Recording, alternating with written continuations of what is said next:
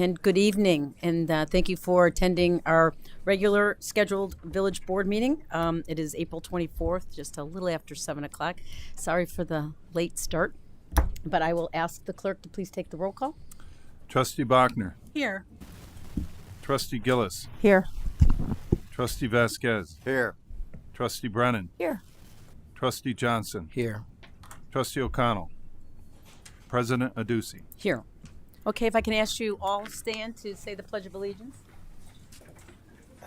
I Pledge allegiance to the flag of the United States of America and to the republic for which it stands, one nation, under God, indivisible, with liberty and justice for all.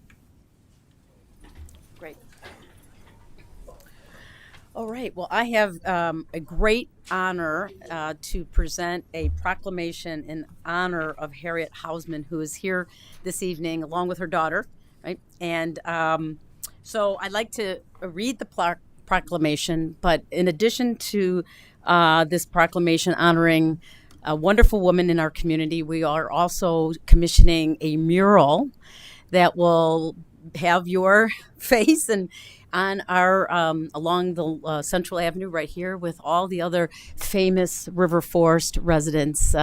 So we are so happy to have you part of River Forest community and everything that you do. So if you give me the honor to read the proclamation, and then I'll present it to you, and hopefully we can take some pictures with the trustees and I and again, thank you for coming. So it is says Harriet Hausman has been a staunch supporter of social justice. No worries, Katie.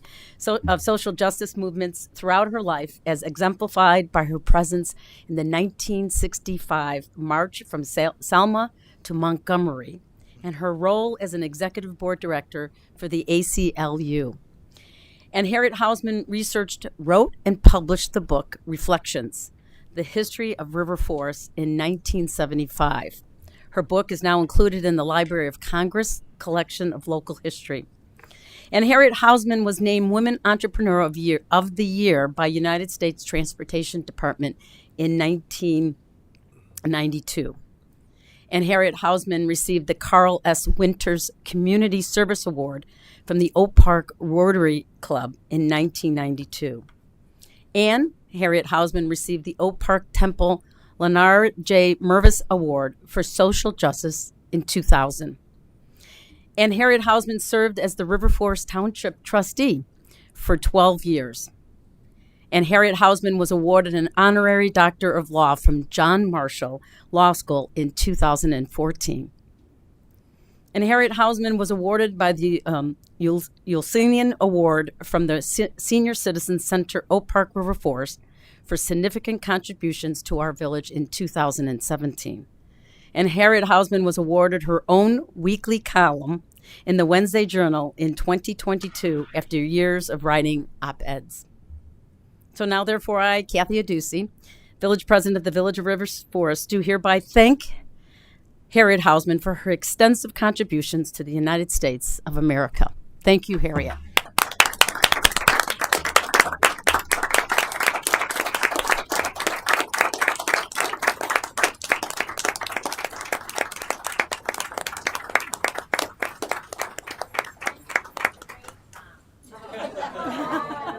You want to say a few words?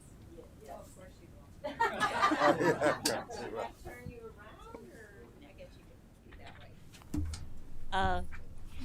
I think this award actually should be the other way around. It should be my award to this village and to all of you who govern the village. I have written about the village many times, and you may think it's flattering terms, but it isn't. It's honest. I love the village. I always have. When we chose to live here, it was the right choice for our children, and look what happened. And I can't tell you how pleased I am with this award. It sounds like I did lots of things, but the fact is, when you live as long as I have, things happen. So thank you so very, very much for your kindness. It is truly appreciated. Very good.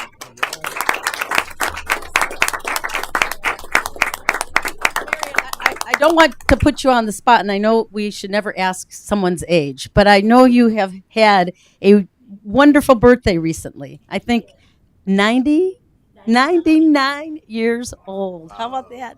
So, happy birthday. And would you take a picture with the trustees and I? We can turn her around. Okay, great. That would be Good. wonderful.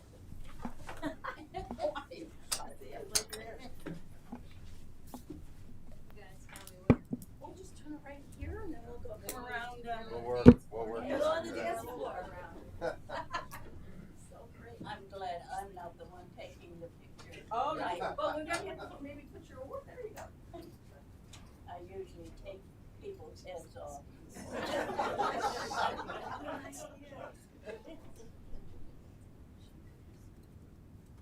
Oh, I'll smile.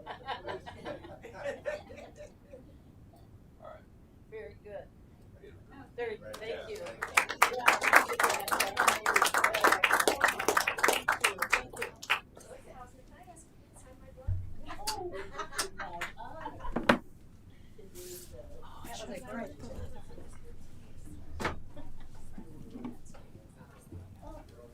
So we will put a mural on it. Yeah. Piano. Oh, thank you. Right. Just waiting on the weather. Oh, okay. No worries. Once the weather breaks, I'll take care of it. Yeah. Oh my God. Yes.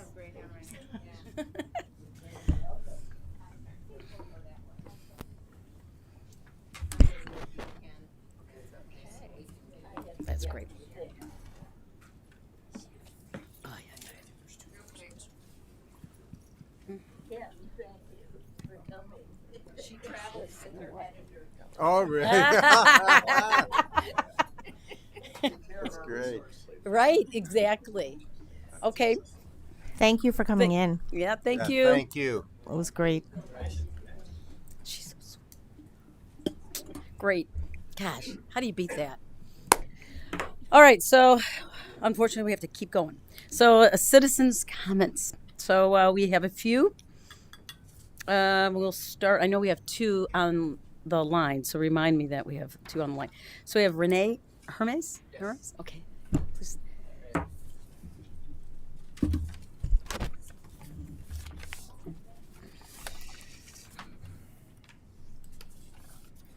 All right. Dear Madam President Aducci and dear members of the board and trustees, I am Renee Hermes, who resides at 1446 Bonnie Bray, as the corner of Bonnie Bray and Lemoyne. So it had come to our attention that there's a small group of people that are opposed to the traffic mitigation procedures in the northeast corner, and they have been consistently showing up to the board meetings to voice their opinions, although such traffic related discussions and concerns have their set time and place at the traffic committee meetings. However, this has forced us to show up here to remind the board that there's a big number of residents that are in favor of the traffic mitigations put in place, and we're asking for more. We commend the traffic committee for the countless hours they spent with us since 2019 and all of their efforts and advocacy into making River Forest a safer village for us and for our kids. We also thank the members of the board for consistently listening to the traffic committee's recommendations. This entire initiative started right around when COVID started, and a lot of us were just spending a lot of times outdoors, and not too far into just casual neighborly conversations, cut through traffic came up. And a lot of residents that, especially that had little kids in that northeast corner, wanted to take place in those conversations. A near hit accident happened at my house, since our driveway faces Lemoyne. We have the basketball hoop there, and every time the ball rolls to the street, we're worried that pass-through traffic that's speeding through is going to hit one of our kids. And when that's exactly what happened in the spring of 2019. My neighbor and I, Andre Ivy and his kids and my kids, after this near-miss accident, we decided we need to go to the village. As the word spread, we started getting more and more support from mind-liked residents that live all throughout the northeast corner, that they wanted to see closures on that corner, similar to the ones put in Oak Park and Elmwood Park. Some residents that are opposed to the closures expressed a feeling of being on an island and being trapped. I just want to highlight and assure everyone that no one is trapped. If you live in River Forest, you're not trapped. You're free to come and go as you please. As for the first responders routes argument, I want to remind everyone that we're fortunate enough to have our own ambulance and fire trucks, and those always come from the west. So for the closures, we'd like to see full closure on Harlem and Lemoyne, the same way how there's a full closure on North and Bonnie Bray, because this is the corner of the northeast corner, and we need to have this completely shut off. We also recommend that the corners of North and Clinton, as well as Harlem and Greenfield, also be completely closed off. The T-bone mitigation that we currently see on Harlem and Lemoyne and Harlem and Greenfield is good, but not good enough. I think that we'll continue to see cut-through traffic driving east towards the city. And they come in through the many openings on North Avenue, and they drive on the parallel streets, and then they can go south into Harlem. That's the one that I feel is the most concerning, but cut-through comes in from all directions. Those structures that are put in, they have to be at least 4 feet high, or else they're going to be buried in snow during the winter months, and they're going to be a hazard to us all, and they're just going to need constant maintenance, as the cars will continue to run over them as they break the law. Also, for those who do not know, which I think it will be surprising if you don't, there's Rush Oak Park will be developing a very large outpatient center in the old Sears location, which will add to our cut-through situation. So we're very happy and very grateful for the commission that those types of mitigations are being put in place now in preparation for such a big commercial addition to our corner. As for the businesses, last but not least, customers will continue to be able to park on residential streets, the businesses on North Avenue. The customers will continue to be able to park on residential streets for free and walk to their appointments the same way how they always did. We do not believe that those blockages will affect their business in any way. Also, in addition, the residents of River Forest will accommodate businesses' requests, but to a certain extent. We must remember that the safety of our children comes first, and no amount of money can replace a possible catastrophic accident. Thank you. Thank you. Thank you very much. All right. Okay, Dan? Next.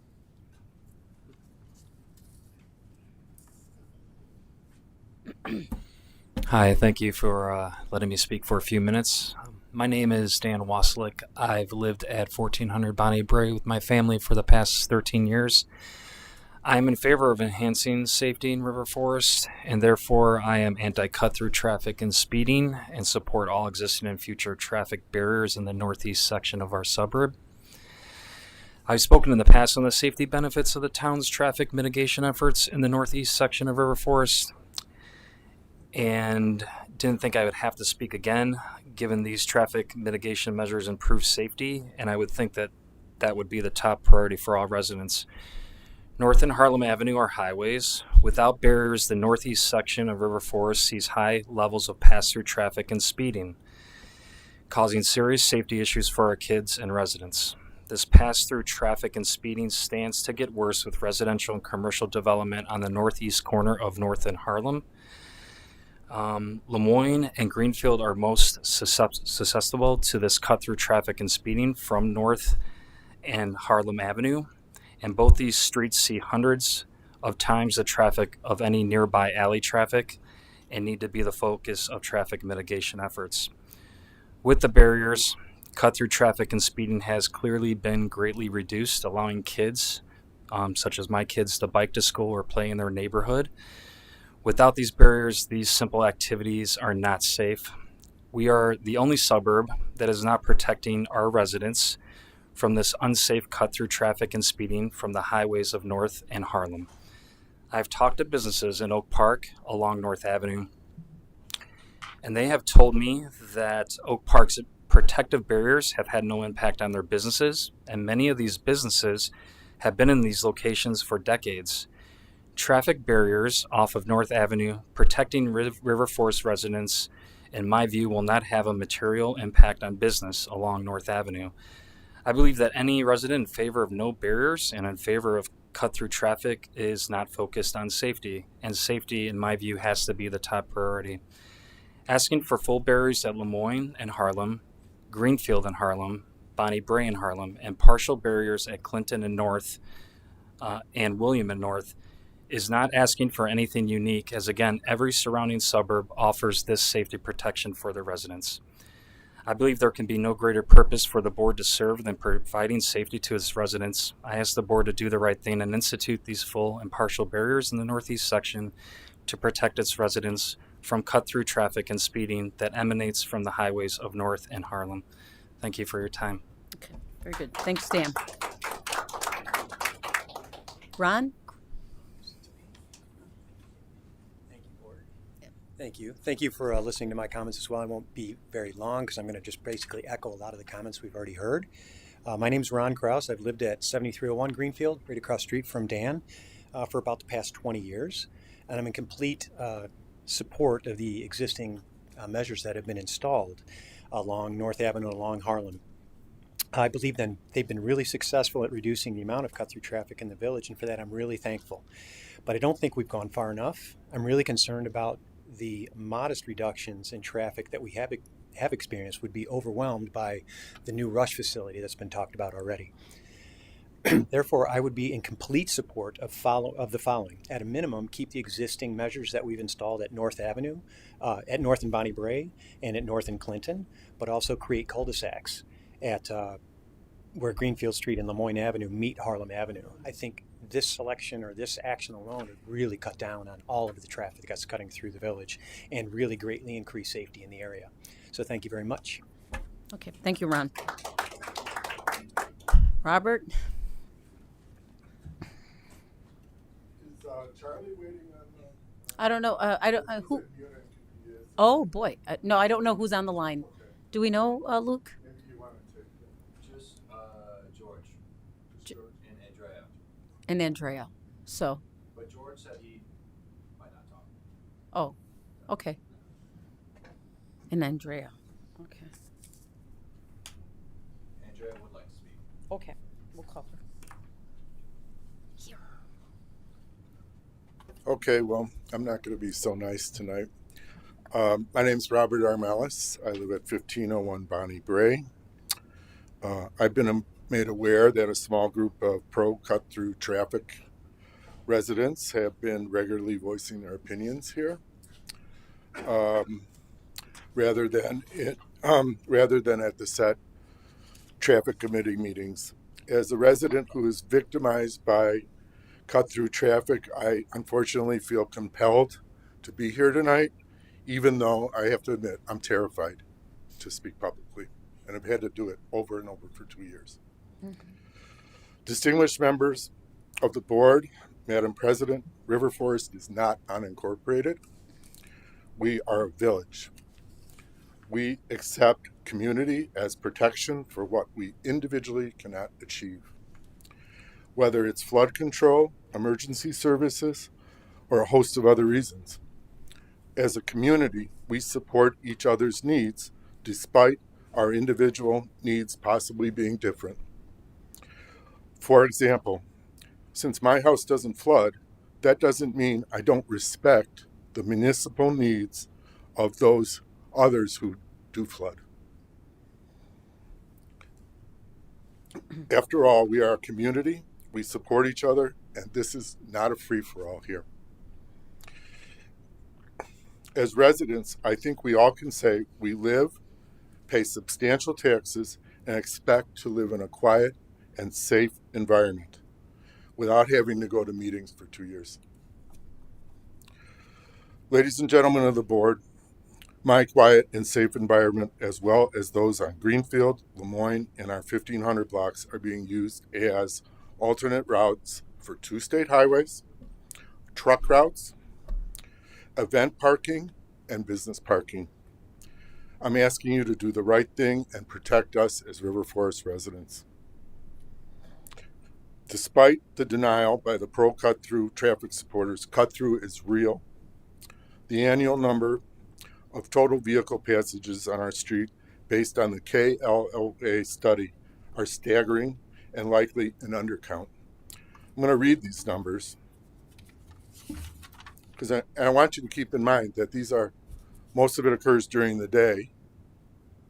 Our 1500 blocks have up 20 homes each, and half of Bonnie Bray is serviced by the alley.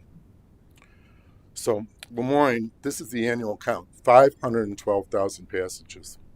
Greenfield, 548,000 annual passages. Bonnie Bray, 228,000. Clinton, 175,000. Williams, 284,000. Monroe, 434,000. This is streets with 20 houses. Additionally, the behavior of cut-through drivers is atrocious. Now add regular passages of tractor-trailer rigs, sometimes with hazardous cargo, and our legal limit is 80,000 pounds. Compounded with that is under-controlled business and event parking and in the end, we don't have a quiet and safe environment in the northeast corner. Last fall, the board approved compromise mitigation to give victimized residents some relief. Unfortunately, a small group of residents, mostly from a less affected area on the 1400 block of Clinton, feel they've been gravely inconvenienced by the traffic control implemented. Joining them are a couple of businesses who, in a quest for a few dollars more, have advocated pro cut-through in total disregard for the well-being of the affected community they serve and are hosted by. Their parking is on our dime. Respectfully, this group is determined, well-organized, and politically adept. They effectively brought family, friends, and employees, including many not from the neighborhood, to the last traffic meeting and spun a sad tale. A half a block of detour turned into miles. Unsubstantiated claims of increased traffic in alleys, on Bonnie Bray, canceled ride shares, blocked alleys, wandering lost customers, lost business at Gas City Tire filled the room. One gentleman, I think he was the best, reasoned that it was undignified to have traffic mitigation in River Forest.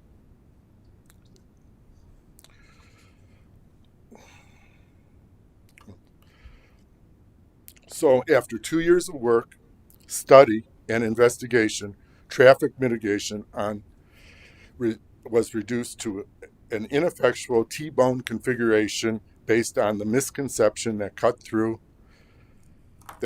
mostly comes via a left turn on Harlem. Evidently, that's not good enough for this group that's been showing up here.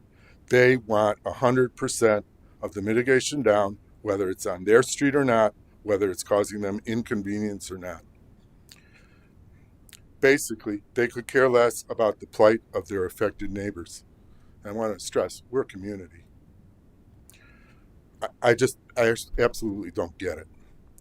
Victimized residents need strong relief, whether we are politically adept or have the time to come to lots of meetings. We need, and we expect help. Perhaps we could have a better discussion if the burden of cut-through was spread more evenly by implementing the following: resident parking only on the 1500 blocks. As per the KOL plan, no right turns at peak hours on Williams, Bonnie Bray, Clinton. As per the KOLOA plan, no parking on North Avenue at peak hours with towing. Let's one-way Lemoyne westbound and Greenfield eastbound. No restriction on parking on the 1400 blocks to calm the traffic down, now traversing from north to Greenfield. Sorry about my sarcasm. Since Clinton is a designated truck route, post it that way, and post every other street that is not. No trucks. Hey, Bob, can I just interrupt you? You're at 7 minutes now. If I can ask you to, Yes. we try Okay. to get. I'm almost done. Okay. I know this seems unrealistic and angry, but be cognizant the reality. This is the reality we live with every day. Yes, it's that bad. Stand in our shoes.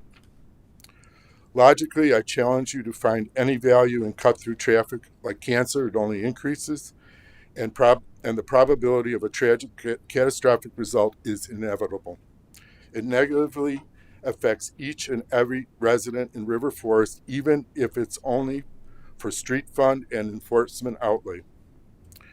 The logic to stop this is not just in the interest of a few activists on either side who come in to the meetings. It's in the whole village's interest.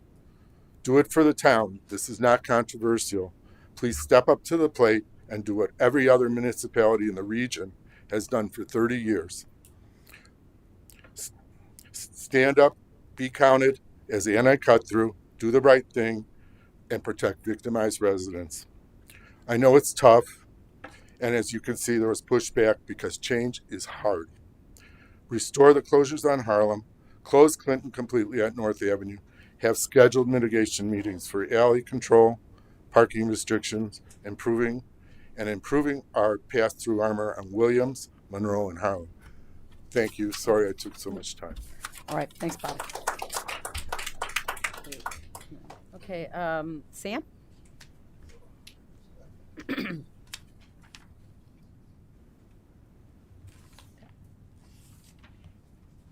I'll make it quick. Cut-through traffic is basically people who are impatient drivers. Bottom line. I have kids that go to Willard. My nephew and nieces also as well. They're on Bonnie Bray.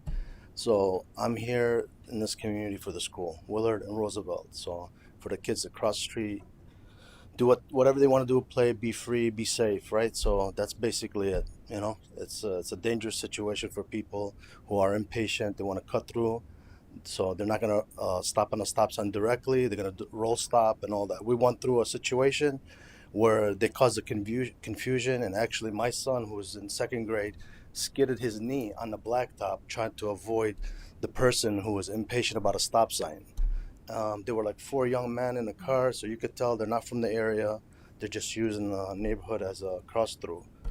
So that's another thing you got to be careful with is impatience. So that's what cut-through traffic does. Mm-hmm. Thank you. All right. Thanks, Sam. Okay, Monica.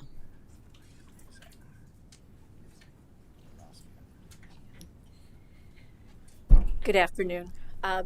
Monica Reyna Vukotic. I live at 1408 Bonnie Bray, and I have a business at 7765 North Avenue in River Forest also. So in regards to the mitigations, I think we need to, like we've done already, I'd like for it to go back to what it was when it was closed on Lemoyne and Greenfield. It really made a difference. Since they've opened it, my husband sent me a couple pictures because he's waiting at the corner of north of Greenfield and Harlem and just waiting and waiting and waiting. And the car goes straight across when it says right turn only. He's got a couple pictures. Unfortunately, I wasn't able to download them. But, we need to close it, and they were saying last time that you have to go all the way to Division Well, division goes all the way through anyways. It goes from Harlem to Thatcher. Goes all the way through. Let's keep it that way. So you have to go out of your way just a little bit to get to where you need to go. For safety, if that's what I need to do, then that's what I do. Okay. In regards to businesses, people are going to go to those businesses based on what they have. Cassidy Tire, restaurants, the dentists that are on North Avenue. You're going there because that's where you've gone before. The specialists on North Avenue. People are going to the specialists because, one, they were referred there. You're going to those specialists because they're good at what they do, not because of traffic, not because they're convenient. You know, if I'm going to send you to one of them, it's because they know what they're doing, and I want you to see them. So this whole idea that they're losing business, I don't think they are. I'm on North Avenue, and my patients have to park on North Avenue. They go all the way around and park on Park, Franklin, and they walk over there. I have a small parking lot. Some people can park in there, but not a lot. But I just want to continue with the mitigations that you're doing and to go further. And I think that would be a safer community for us. Thank you. Okay. Okay. So we're now at to the Zoom folks. Andrea, is it Andrea? Andrea. Let's see if we can. Hi, thank you. Okay. Can you hear me all right? Yes, we can hear you. Perfect. Yeah. Okay. I just wanted to speak very quickly about the traffic mitigations on Lemoyne and Greenfield. My family and I, we have been living in River Forest since 2013. Since that time, I have seen and experienced a lot of different car collisions on Lemoyne and Greenfield. I wanted to point out two, especially last year, before the mitigations were placed in. One was on Lemoyne, where a car wanted to make a left and go north on Harlem, collided into a car, and the car crash, was so horrific that it landed onto the lawns in front of the townhomes of the 1400 block of Harlem. That same year, I want to say a couple of months later, the same thing, but a car was exiting out of Greenfield, wanting to go north on Harlem, collided into a car, and crashed onto and jumped the curb on Greenfield. The alarming thing is that there was a baseball game that was happening at that time. There was a lot of people on that corner, and I was there to witness it. There are, on the 1400 block of Harlem, about 10 children under the age of 12 that all play with each other. In the summertime, they're hanging out in the alley, they're hanging out in the front of the townhomes, which all of our parents know that we are there, but before the mitigation, of course, it is really dangerous to have your children hanging out in the front of Harlem. So this traffic mitigation could not have come at a better time. I feel safer having my kids play a little bit or run in the alleys because now there's a blockade placed on there, and I'm saying right now that removing that or having any other, displacing that and just having it the way it was before, I can guarantee you that there will probably be another car crash similar to the ones that I have seen in the past couple of years. So thank you so much for listening to us and to the Traffic and Safety Commission for just listening to our comments and concerns. Like everybody previously that has said, there's a lot of people that want these mitigations in place. Do we want cul-de-sacs? Do we want how it was even before, where we can exit out and just, go south in Harlem? This is about safety. It's not just about convenience. Myself living on 1430 North Harlem, I have gotten used to kind of taking a couple of blocks to come back home. It's really not that big of a deal, and it's really about safety for our children, for a lot of the kids that live around here and play with each other. Thank you. Thanks so much for listening. Okay. Thank you. Okay. And then the last, George, are you on Zoom? I am. Thank Oh. you for the opportunity. Sorry I couldn't be there in person, but I want to echo what you've heard already. You've heard a lot of the good points, safety being number one. We moved into this community over 20 years ago. We live at 1408 Bonnie Bray, and over the years, cut-through traffic has continuously gotten worse. We've seen car accidents. We've seen people get hit. Fortunately, I don't think anybody's been killed, but there's been a lot of incidents. Renee, really quick, can you hear me? Yes. I think Charlie's up next, but Okay. anyway, over the years we've seen a lot more cut-through traffic. It's an issue. We want to keep a safe community. We want to keep it safe for the residents. And you've heard a lot of the points. I could go on and on, but I think the key thing is keep the community safe, put in the cul-de-sacs, make it a better community. Thank you for your time. Okay. Thank you, George. Okay. So we have Charlie? Okay. Charlie, you're up next. Hi, can you guys hear me or see me? We can hear you. I don't know if we can see Okay, you. my apologies. I'm in Munich, Germany. It's about 2:30 in the morning now. I find it incredibly important to speak up, and thank you for the opportunity. I appreciate it. And I apologize for the lack of knowing the technology to get me on screen. Again, I can't speak more in together with the other group in advocating for these barriers. What I have seen in the past few weeks by the opposition is a lot of loud speaking, in my opinion, with lack of substance. There are people on board who've only been here for a couple months without any history of living and seeing and experiencing the traffic. I live on the corner of Greenfield and Clinton Place. I watch the traffic daily. Now, fortunately, our children are grown up and out of the house. But I would have found it to be irresponsible for me as a resident if I just kept silent on the whole thing. This is imperative. This is underlining and emphasizing safety. Safety for children, safety for every pedestrian, every resident that comes and lives in our community. At one point in time, I think an opposition point was to say that, well, it's about inclusion. It has nothing to do about inclusion or lack thereof. It's about providing safety for each and individual resident in our community. I watch elderly walking by each and every day, pedestrians on skateboards, on bicycles, kids in the summertime, and so forth.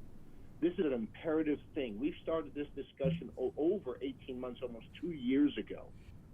We've complied with every stipulation that the board has presented itself, and we have discussed this thoroughly. But apparently, at least from my outside impression, just because someone speaks loudest, it's not the best voice to be heard.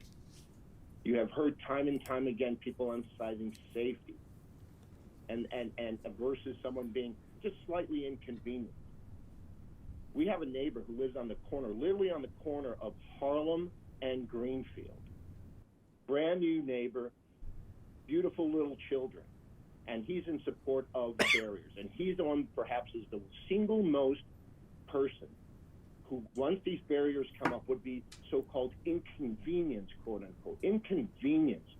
It's a self-serving, just another term being used, and it's a selfish reason. I would only advocate, beg, and plead for the committee to reconsider everything that we have done and worked so hard to do. Again, you've heard the scope from people talking about businesses and so forth. There is no substantial facts that have been presented. It's all been nothing but an emotional response. Now, these are fellow neighbors who I love and I respect. But on this particular subject matter, on this particular issue, I have to advocate my opposition with them wanting the barriers to come down for the sake of inconvenience. Again, and I apologize if I'm rattling on. It's 2:30 in the morning in Munich, but I felt this was important. It's for safety for the community. These are reasons why, when I moved from upstate New York to come to River Forest, of all places, because I felt what River Forest offered was not only the beautiful neighborhoods and the streets and the history, but it also reassured me that there was a level of safety and community. And sadly, anything can be misinterpreted. But you see the opposition in calling it not being inclusive. I completely reject that analogy, completely. This is why people from all different parts of the country move to River Forest. because it offers that special, unique thing, proximity to the city and the wonderful things the city has offered, and yet it gives you a protective sense of security for each and every member. When you watch your kids playing outside, it's a thing that does not happen day in day and when you live in the city of Chicago. I want to know that my neighborhood is protected. Each and every member of my community is protected. We have this construction that's going to be taking place with Rush Hospital on Harlem and North. Harlem and North Avenue has already been identified as one of the most busiest intersections in this area, or in Chicago, I believe, or even Illinois. And now that's going to be exponentially expanded upon. I personally watched the cut-through traffic take place. What you currently have right now is doing nothing, absolutely nothing. All that barrier, the way it's been rechanged, is emphasizing the signage that was there from way back when, from 2 years ago. No left turn from Harlem onto Greenfield and Lemoyne. That's all that is. But that cut-through, especially in the summertime, it's going to be horrific. And I don't want those people, and again, it's not pointing fingers, it's not my point. These are my fellow neighbors who I respect and love and admire. But I think there's a lack of vision as to what it's providing for them as well. And again, thank you for your time. Thank you very much for the opportunity to speak. And again, please go back and put in the full barriers on Lemoyne and Greenfield for the emphasis of safety. I don't want anyone's kids, whether it's your kids, my kids, whose child is going to be next. God forbid, for the sake of inconvenience, that it's jeopardizing the safety and welfare of our residents. And it's sad to say, but we're not blocking the entire River Forest as a bubble, but we're just the northeast corners where we're seeing excessive amount and tonnage of traffic that doesn't belong in River Forest, and it's all cut through. Again, thank you so very much for the opportunity. Thank you again. Okay, thank you, Charlie. All right. Like we told the other group, the Traffic and Safety Commission continues to meet on this subject, and they will, I believe, and I'll let Matt give you an update on their next meetings. So like we said to everybody else, I mean, we look at the commission as an advisory group to us and give us some direction. So I think, Matt, when are they going to meet again? The next meeting for the Traffic and Safety Commission will be May 17th at 7:30 p.m. Okay. Held here at Village Hall. Yeah. So we suspect there won't be any actions prior to that. Right. Consideration by the commission. We suspect some conversation. Yes, absolutely. The commission was directed to discuss the barriers and additional stop signs, and this very consideration. So I encourage everyone to attend that meeting to advocate for what you would like to see there, and the Traffic Safety Commission will take that under consideration and may make recommendations back to the village board. So, yeah, well, unfortunately, that's our process. I mean, not that everything you said tonight didn't go on deaf ears. I mean, as we said to all. Well, as I mentioned to all the other group, I mean, I think the commission will continue to listen to everybody's point of view, and we'll do the right thing and continue to advise us on what we should or should not do. But right now, the way it is today, it's going to stay until the commission tells us if there's anything different that they recommend. So we'll leave it as that. So, okay, thank you. All right, so we're going to now go on to elected official comments and announcements. So, Erica, may I ask you to start? Of course. Let's see if this is on. I'd like to start with a land acknowledgement. So, as we begin, we are mindful that we hold these meetings on land that was once and still inhabited by Indigenous people, including the Ojibwa, the Chippewa, Menominee, Potawatomi nations, and more. We'll remember our nation's history and honor the Native people as stewards of this land that was colonized, and that River Forest continues to be a place many people from diverse backgrounds live and gather. Not too much to report this evening. We did have a regularly scheduled DEI advisory group meeting last week, and we have 5 standing subcommittees who are working towards goals for the short term And each of those subcommittees has a co-chair liaison. So we are working in tandem with them to help them move towards further accomplishments of those goals. So good to be back in regular session there. And if Ken or Trish want to add anything besides that. Good. Thank you. Lisa? Sure, I'll keep it quick. On Saturday the 22nd, I participated in the bike exchange, and more than 200 bikes, ride-ons, and accessories were donated. 100 bikes were exchanged. 40 people signed up. 40 people actually made monetary donations to take a bike, even though they didn't leave a bike, which was great. And 40 residents registered their bikes with the River Forest Police Department. All in all, after all that, we did donate bikes to working bikes, and about $1,125 was donated to District 90's Green for Good. So a great event that is now in its just finished its third year, and it really does represent what good can be done by people just having a vision and making that vision a reality, because it was all started proactively by folks in our village. I also attended bowling for the Kiwanis Club. They did also achieve their goals with the money raised going to local charities, as well as Kiwanis National, focused on children. I'll leave it there. So thank you very much. Very good. Thanks, Lisa. Rez? Okay, just going to make it brief. Kathy Ducey, Matt Walsh, and I attended Lobby Day in Springfield on April the 19th. I always think it's very important to attend to get our name out there, our village out there. So it was good.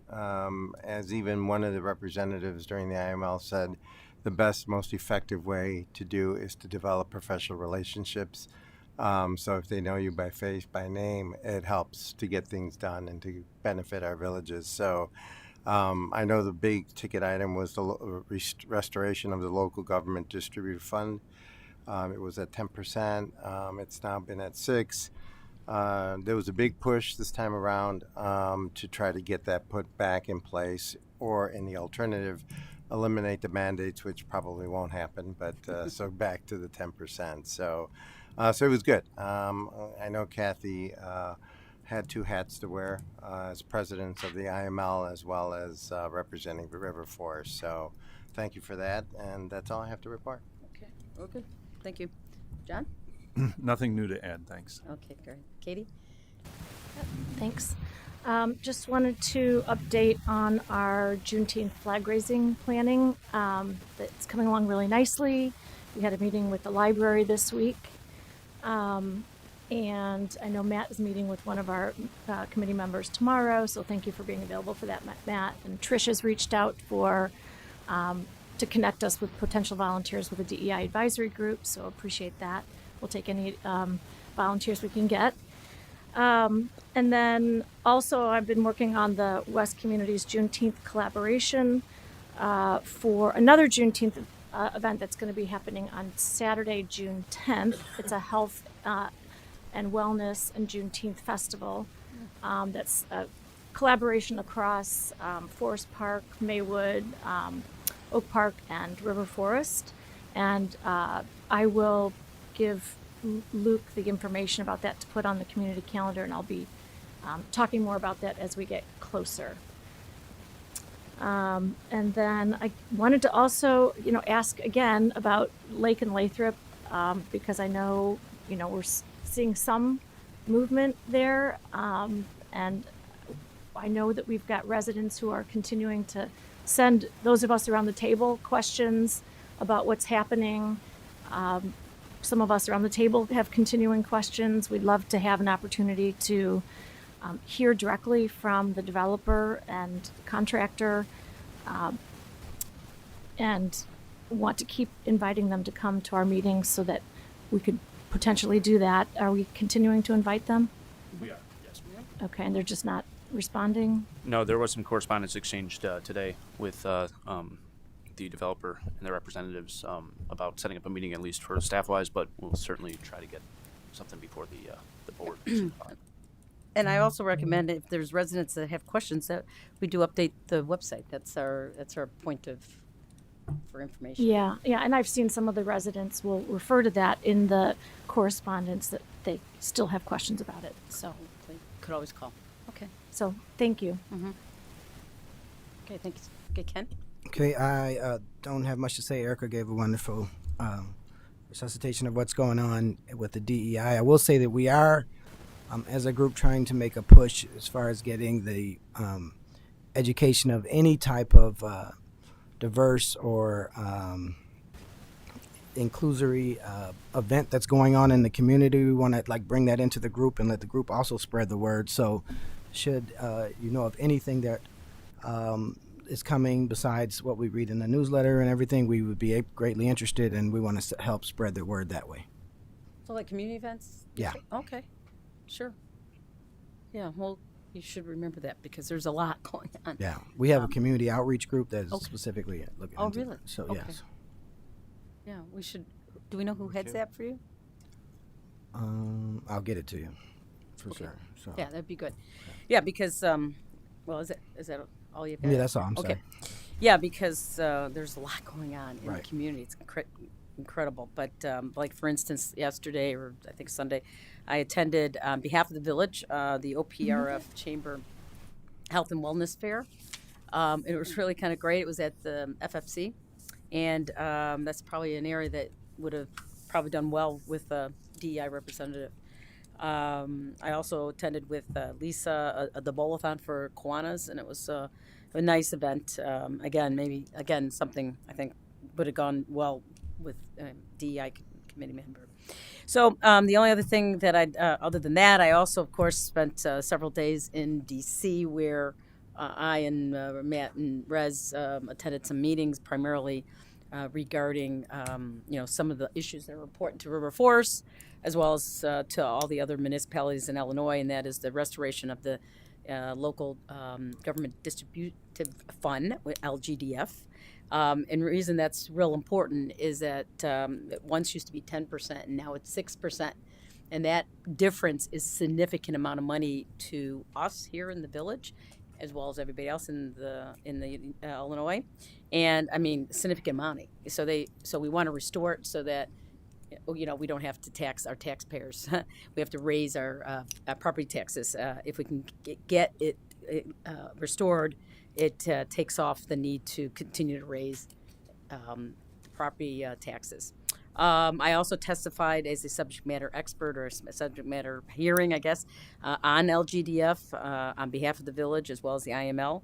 And I think that went very well. And I attended, along with many, many mayors, the presentation by Mayor-elect Brandon Johnson, who spoke on behalf of the city, of course, but more importantly, he also asked for the LGDF to be restored. So that was a huge success on our behalf, and it was good to listen to what he has to say going forward. So, and then met with Speaker Welch again as a representative of the village.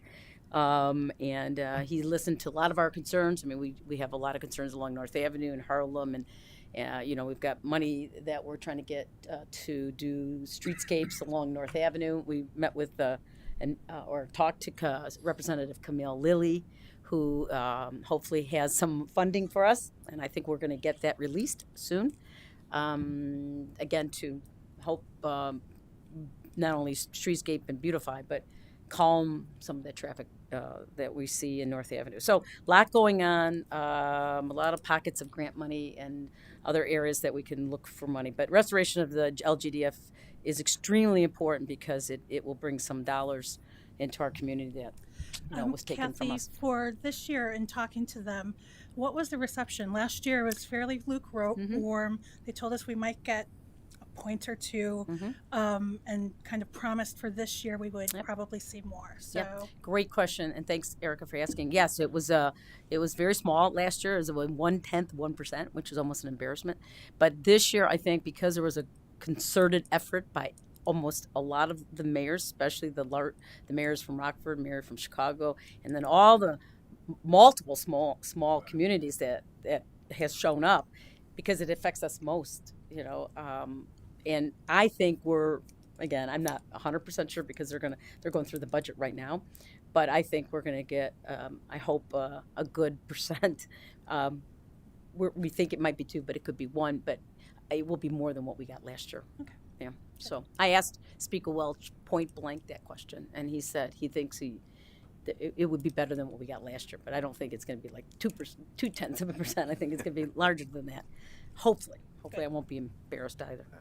So that's all I have to report. So we'll go ahead and move on to the consent agenda. And I know you want to take off something. Sure. Village Board, the item C, the executive session minutes, we'd like to pull that for the next meeting in May. We did not share it with the board for enough time to review, so we would like to pull that item and have it for approval at the May meeting. Yeah, no worries. Okay, so we'll remove item C. So if I can get a motion to approve A, B, D, E, F, and G. I would like to make a motion to approve the consent agenda items A, B, D, E, F, and G. Right. Second. Okay, thank you. Okay, if any comments or questions regarding those items, hearing none, I'd ask the clerk to please read the agenda items and then take the vote. Consent agenda, item A, Village Board of Trustees meeting minutes, April 10th, 2023. B, Committee of the Whole meeting minutes, April 10th, 2023. D, approval of the fiscal year 2023 through 2024 compensation plan ordinance.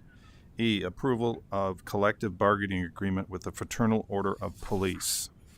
F, administration department report. G, revision to ordinance number 3866, charges for ambulance service and pre-hospital care. Trustee Gillis? Yes. Trustee Vasquez? Yes. Trustee Brennan? Yes. Trustee Johnson? Yes. Trustee Bachner? Yes. Okay. I just don't know why we don't have Matt Walsh ahead of everything else. How did we get you? Oh, okay. All right. Well, I'll let you have it. All right. So we have. We'll move right on to new business, which is 10A. So, if I can get a motion to approve 10A. Okay. A motion to approve an ordinance adopting the annual budget for the fiscal year commencing on the first day of May 2023 and ending on the 30th day of April 2024 for the Village of River Forest, Illinois. Yep. Okay. Do I hear a second? Second. Okay. Thanks. Any questions on this or comments? Of course, Rosie did it, and Matt did a great job last board meeting going through the budget. So, do you have any questions? I just wanted to make a comment. I'm just appreciative that we made a slight alteration to the compost rates so that we are not increasing them in this year's budget and we're keeping them the same price. I think that's the right thing to do. I think it's providing the right incentive to our residents to continue to subscribe to our composting program, and for those who haven't subscribed yet, that we want to motivate them and incentivize them to do it. Thank you. Yep. Made sense. Okay, so hearing no further questions, if I can ask the clerk to take the vote on item A. Trustee Vasquez? Yes. Trustee Brennan? Yes. Trustee Johnson? Yes. Trustee Bachner? Yes. Trustee Gillis? Yes. Okay, so then the next is the contract renewal with Thrive Counseling Center for Crisis Intervention Services. If I can get a motion and a second.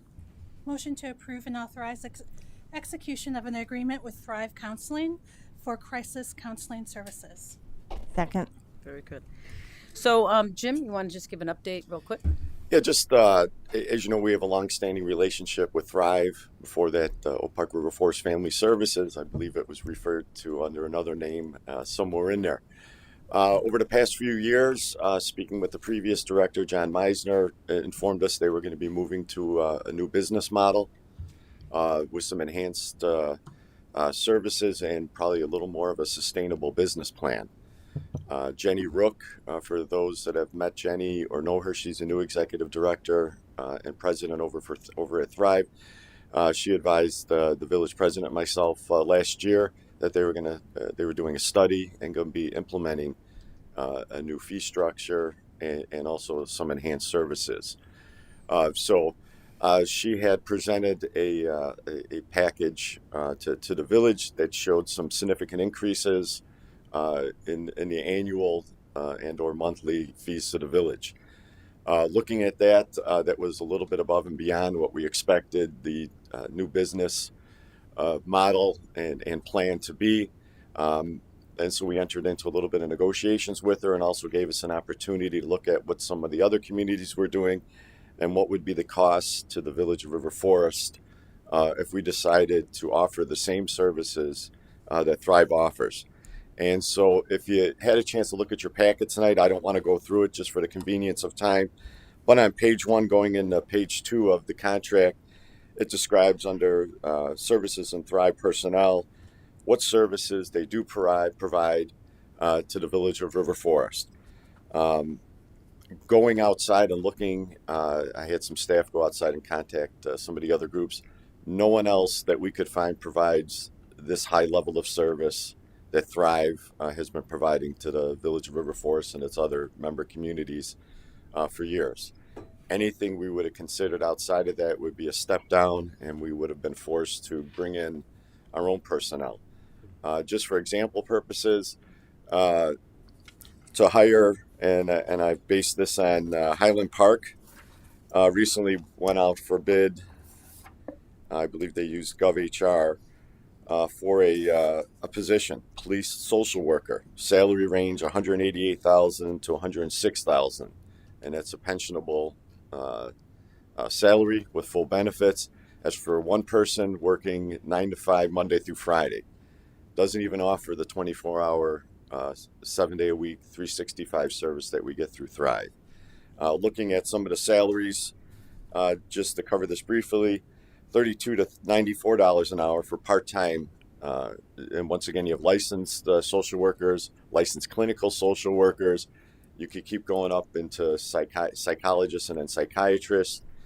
And then for salaried positions full-time, for those same positions, except for psychiatrists and psychologists, $50,000 to $100,000 full-time salary.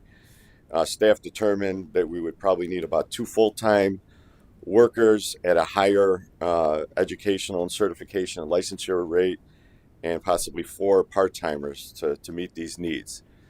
This would put an undue burden on the village, create additional pension obligations, and not even probably offer some of the same services that Thrive was offering us. I'm sorry. So currently we're paying $1,000 per month. We had an opportunity through negotiations where that was going to go up about 780%. 780%. Through negotiations with Jenny, she was wonderful to work with. We explained the village's position and some background and looked at some of their statistics. We were able to negotiate over the new 3-year contract. As you see, $24,000 a year, $48,000 a year, and $96,000 a year for the 3rd year of the contract. This also will include some of the mandates that the state of Illinois has put out regarding crisis intervention and the type of response, including hopefully eventually a co-responder response. But I think we did a good job as a team to negotiate the rates down, especially for the first 2 years. And once again, they've enhanced some of their services to employees and also with regard to education and being able to bring in a higher level of licensed staff. So I just thought when I see this type of increase, and speaking with Matt Walsh and the village president, it sort of seemed timely to come up and just speak with you since you were voting on this tonight and answer any additional questions you may have about the agreement or contract. I know all of you think crisis intervention, mental health issues are at the forefront, I think, of national and probably international news. But it is a cost and a significant increase, and so we just wanted to be available to answer those questions. Okay, I have Yeah, a go ahead. couple questions. Number one, well, actually, the first one's a comment. It seems like the fees haven't been increased since 2009 to 2020. So all those years, they've been at the low end of the fees. Is that correct? Yes, we've taken advantage of a very village-friendly fee schedule. And then you did note the services on pages of the contract 1 and 2. From 1 and 2. Those are the full services for all 3 years, right? So even though there's an escalating price, like the first year will be 2,000. Those are all that we get them day one of the new contract. All those Okay. services come into Sure. play. It's not prorated. As we pay more, we get more. And I think we're gonna, based on some of the state mandates that are coming in that the dispatch center's having to deal with. Also, there's probably going to be some additional services that are offered that aren't even listed here. Right. And I agree with your assessment. Based on the personnel staff that are out there that will do this work, just one person would exceed that last year price that we have per month, $8,000 a month. So kudos to all of you for negotiating that. So I'm in support. I have a couple of questions, but I do appreciate the staggered fee schedule for the few years. I know that other municipalities are paying over what we are paying for that. So I appreciate that from Thrive and appreciate that for you all negotiating that. It did say in the services that there are free walk-ins to the residents of River Forest. And so to the extent possible, I don't know what it looks like on the website, but it would be wonderful to just be able to provide to our community clear, how can they benefit from Thrive, and be able to put that out there so that our residents can access those services when needed. And I think that, one of the things that we always ask is about grant money. Is there any way to pay with grant money for this? Are we already doing that? And then I also noticed that they are going to provide, or already providing, recommendations to the police for every encounter I think the police go through, or the ones that they go to. And maybe if you could explain that a little bit. And if we're not already getting some sort of report either annually or on a regular basis, is that something that we could see?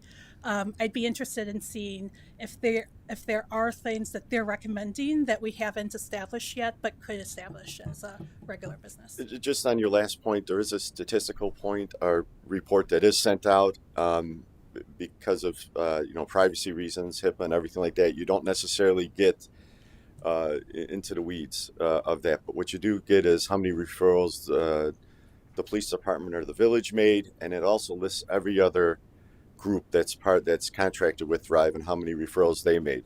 As far as the referral process, it could be where an officer's called to a scene of where there's someone's in crisis, and they recognize immediately that Thrive should be contacted. There's an immediate call made by the dispatch center, then to Thrive. Thrive then usually asks to speak with the officer on scene, and usually they determine a course of action. Sometimes it's speaking over the phone. Sometimes it's a follow-up appointment. A lot of times it's Thrive being out at that location within 60 minutes. Sometimes sooner, depending on how many available caseworkers they have working. Are there any instances ever where it's immediately known that Thrive should be there with the police and are coordinated and coming along with the police? There's been great discussions at every level, all the way down in Springfield, and we're in full support of a co-responder model, and we're in favor of the police not responding when needed. What's happened is we sort of became the social workers, the street social workers out there, and we're much more highly trained now than we were. I remember when I started 29 years ago. So there's been vast improvements on the police training. But with regard to Thrive, as of right now, they are not comfortable responding by themselves. And it's not just Thrive, it's everyone in the industry, until they know it's a safe environment for them to do their work. And that goes the same for the fire chief's personnel. We need to make sure their personnel is safe also. But with regard to the co-responder model or Thrive or another organization being the primary, we're in full support of that, and we hope eventually they clean up some of the language down to Springfield and they get that out rolling. And I know there's some work they have to do at the dispatch centers because it's a little bit in conflict with, I guess, the national model. So it is going in the right direction. We wish it could happen overnight. Thanks. Sure. Okay. Any other questions?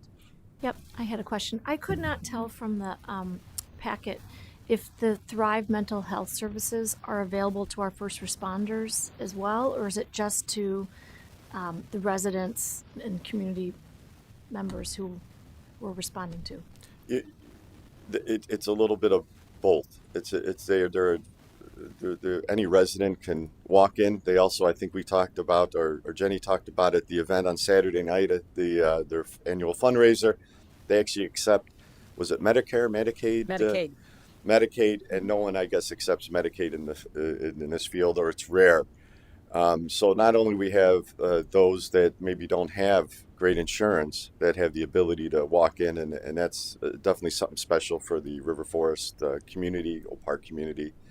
And with regard to the officers, under this new system or new approach that they're taking, they'll be available a lot more when needed. And that could be for incident debriefings, more roll call training, or back in sort of a debriefing after an incident where they can meet with the officer, the clinical worker, and talk through what went right, what went wrong, and also seeing if there's any immediate assistance depending on the level of intervention that was needed, that the officer may need some assistance kind of working through something they may have saw or heard.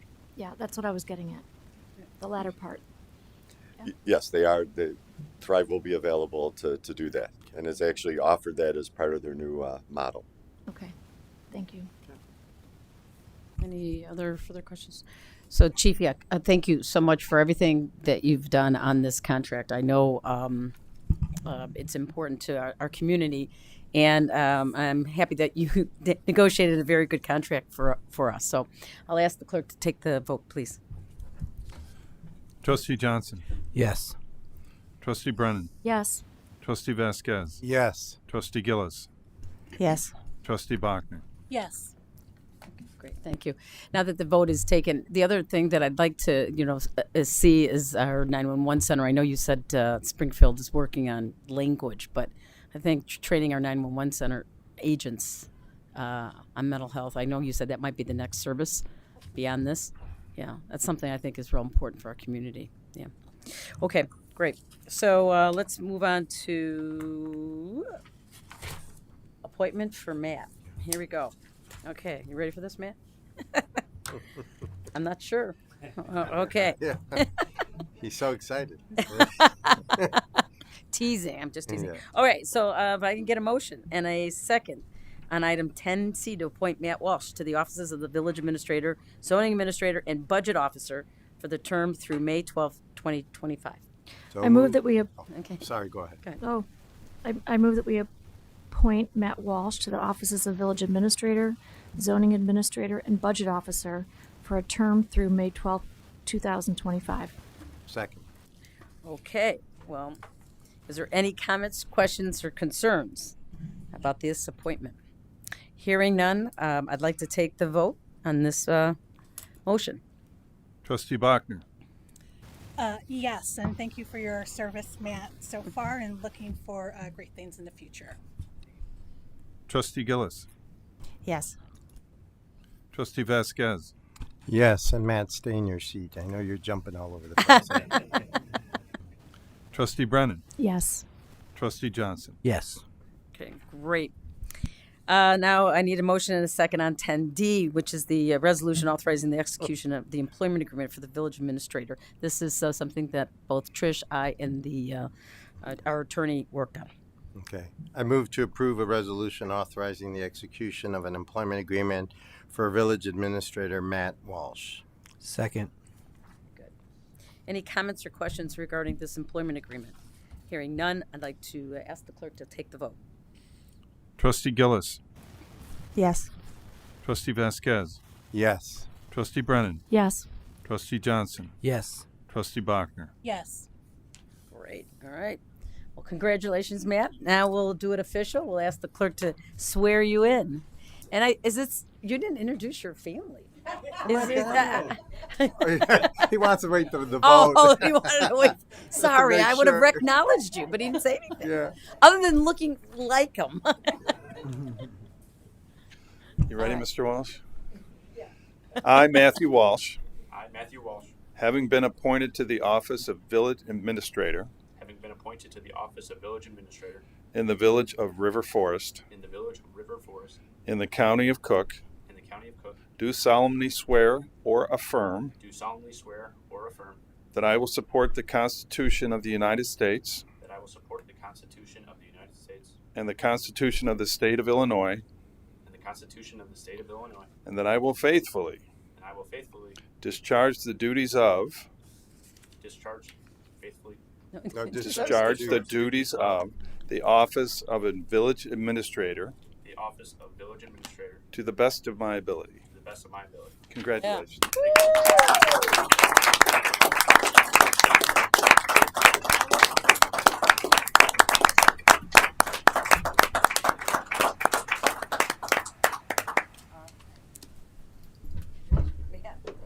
Welcome aboard. Now you have to introduce Now you're going to your introduce your parents. And your fiance. Let that go. Okay. But you gotta have them come up so Yes, we can take a yeah, picture. picture. Come Oh, on, I the love fiance, his parents. Tell us, Yeah. introduce us. Will Walsh and Margaret Walsh, and his my fiance Yeah. Maggie Sullivan. I would like to thank the board for their support over these past 3 months. I know there's been a lot of transition over the past year. I've been here a year, and it's been a great experience. I'm very glad that I saw this job posting and had the opportunity to serve in a few different positions here already. But I really appreciate the board's support over this past 3 months. Thank you. Good job.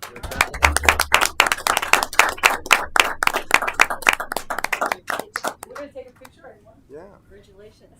we doing? Congratulations. Come on. Congratulations. On both occasions. Yeah. All right, we gotta take a picture with the family without us. Yeah, family And then first. We'll get together. Do you want community room behind you, or do you want Yeah, some? community room. Why not? Why Two, one, taking a bunch. Yeah, we're gonna put that in the newsletter, so give your best smile. One more for the newsletter, one more for the newsletter. Yes. 3, 2, 1. Good job. All right, can we all come in now? Yeah. And all you? All right. Thanks so much. And Oh, we my take gosh, you just wanted to- Yes, you too. The worlds are colliding, Matt. Exactly what I like. Right. Oh, There we go. Lisa's okay. All right, 3, 2, 1, take a bunch. And one for the newsletter. All right, good job, Luke. All right. Yeah.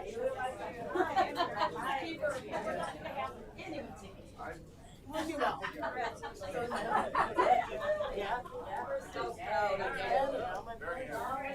Thank you so much. Yeah, great meeting you. I know, on the other side. I thought you were going to say Roxanne at the high school.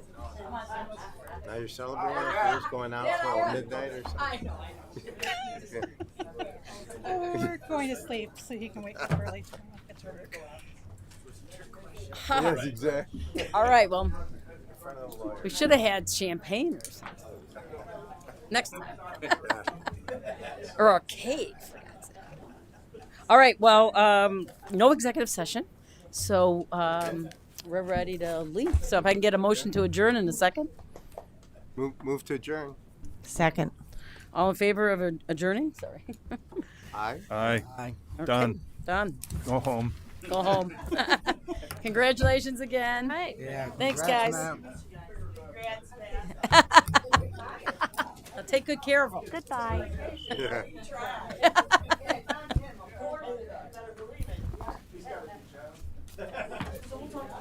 Yes. So I haven't heard that there's any, no one from the DEI group has reached out yet.